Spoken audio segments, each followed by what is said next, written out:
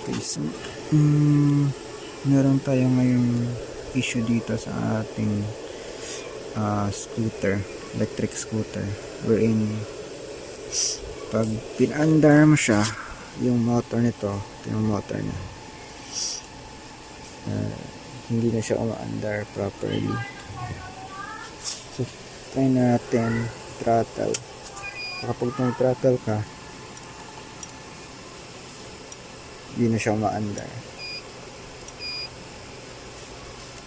Teka, try ko ulit.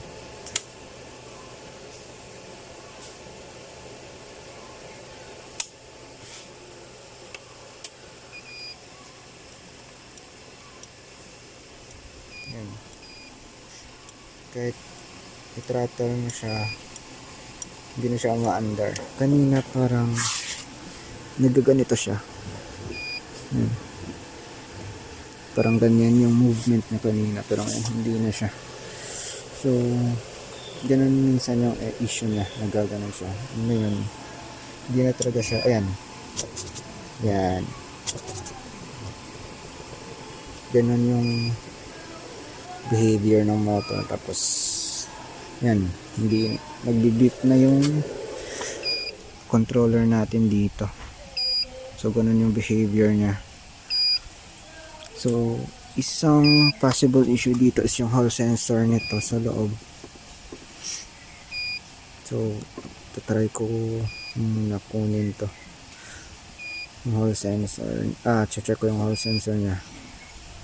Bubuksan ko yung motor, tapos check ko yung hall sensor niya.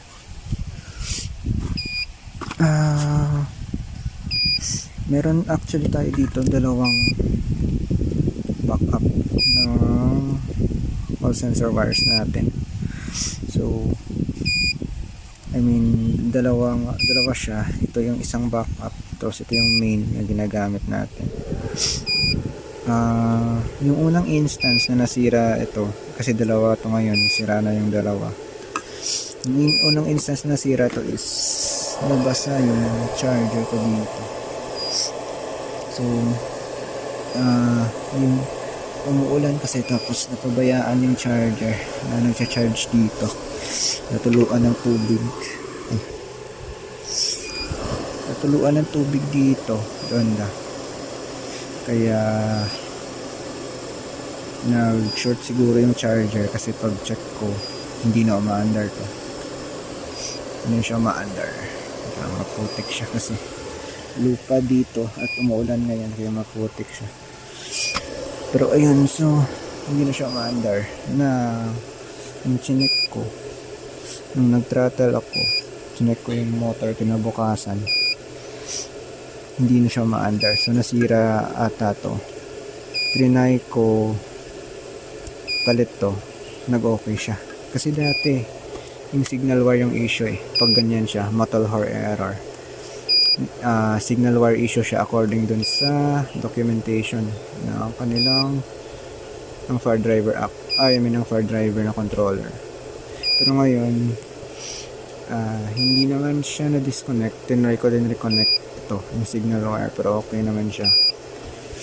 So pinalitan ko to ng backup niya. Ayun, nag-okay siya. Ngayon nung pinalit ko naman to dito kahapon, hindi na siya ma-under. I think yung problem na nakita ko is naka-charge din kasi to, yung charger ko. Tapos kasi na-brown out dito, so ginamit, hindi ko na malaya na nakasaksak pa pala to, na brown out siya, nakasaksak pa to. Pinandar ko yung inverter ko na sa battery lang, which is hindi siya pure sine wave, modified sine wave siya.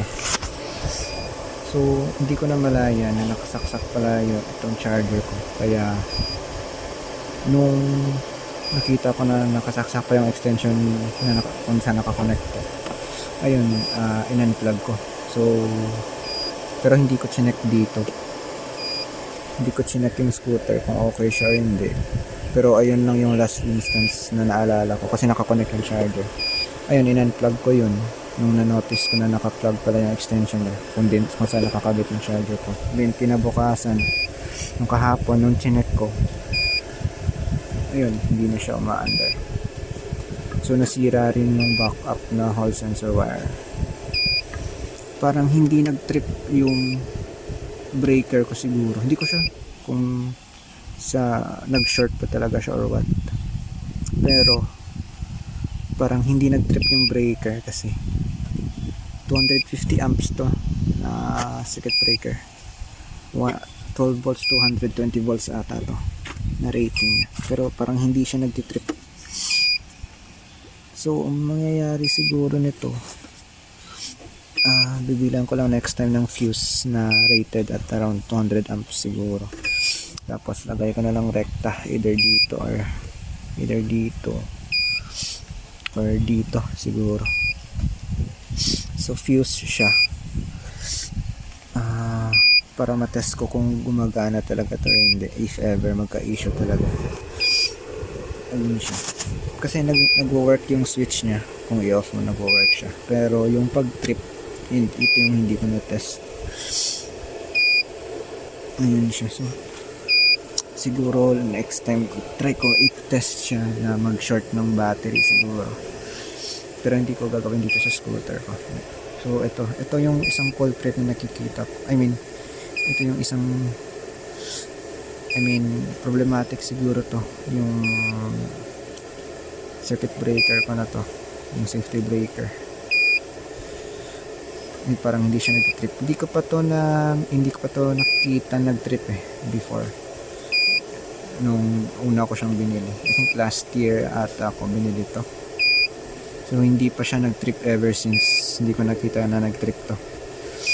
So ayun, bibilihan ko na lang siya ng fuse para sigurado. Then ayun nga. So ito ngayon yung problema niya.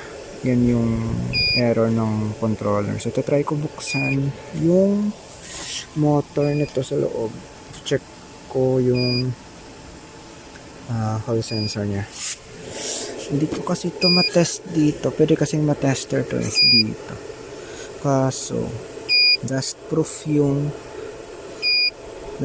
and waterproof yung kanyang hall sensor wires dito. So hindi ko siya magamitan ng tester.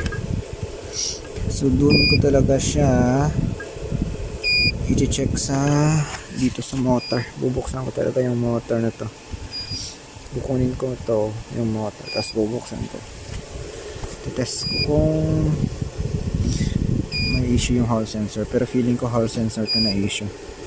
Check ko na yung hall sensor niya, and then kung na-confirm ko na issue yung hall sensor, bibili na ako ng hall sensor na compatible dito.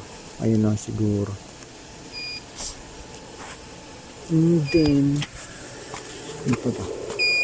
So I think ayun lang siguro for now.